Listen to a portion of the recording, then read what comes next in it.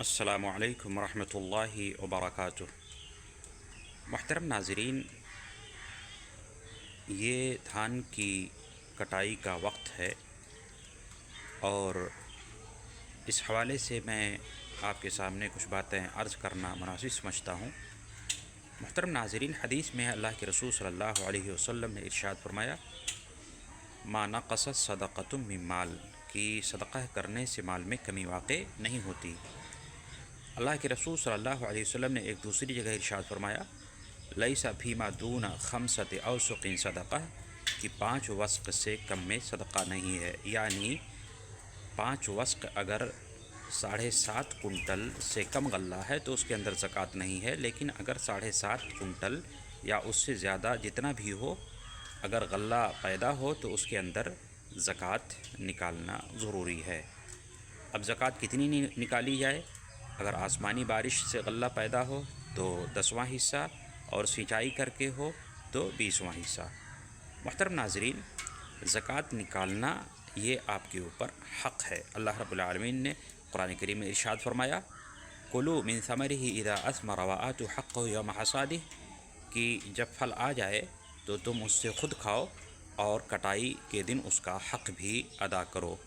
سائلین اور فقراء کا آپ کے اموال میں حق ہے، لہٰذا ان کے حقوق کی رعایت کرتے ہوئے کما حقہ آپ زکوٰۃ کی ادائیگی کرو۔ محترم ناظرین، آج کل ہوتا یہ ہے کہ کمبائن سے دھان کٹ جاتا ہے اور ہم لا کر کے اپنے گھروں کو بھر لیتے ہیں، ڈہریوں کو اناج سے بھر لیتے ہیں اور زکوٰۃ کی کما حقہ ادائیگی نہیں کرتے۔ یہ بڑے گناہ کی بات ہے کہ آپ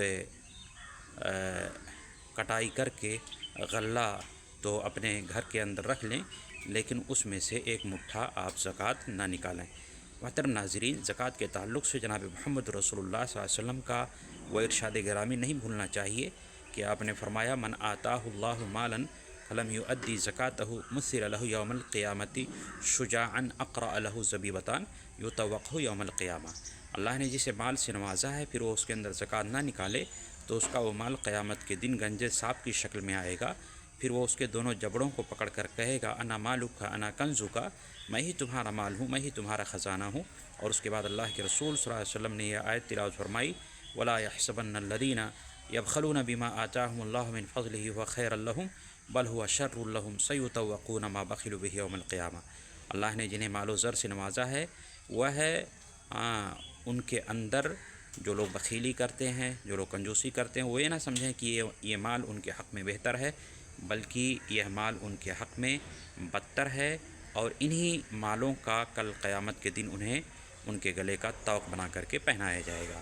تو محترم ناظرین، جیسا کہ آپ نے وعید سن لیا، زکوٰۃ نہ نکالنے والوں کے لیے بہت بڑی وعید ہے کہ یہی مال کل گنجے سانپ کی شکل میں قیامت کے دن آئیں گے اور ہمارے جبڑوں کو پکڑ لیں گے اور کہیں گے، میں ہی تمہارا مال ہوں، میں ہی تمہارا خزانہ ہوں، اور ان کو ہمارے گلے کا طوق بنا دیا جائے گا۔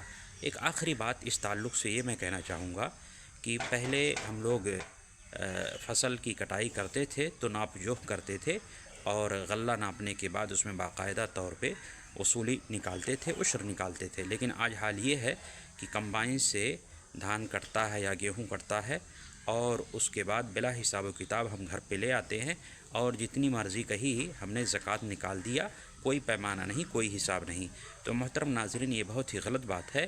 آپ اپنے غلوں کا پیمانہ کیجئے، حساب لگائیے، اور مثلا اگر 20 کنٹل پیدا ہوا ہے تو اگر آسمانی بارش سے پیدا ہوا تو اس کے اندر 10واں حصہ نکالیں، یعنی 20 کنٹل میں 2 کنٹل، اور اگر سینچائی کر کے غلہ پیدا ہوا ہے تو مثلا اگر 20 کنٹل ہوا ہے تو اس کے اندر آپ 20واں حصہ نکالیں، یعنی 1 کنٹل زکوٰۃ کی ادائیگی کریں۔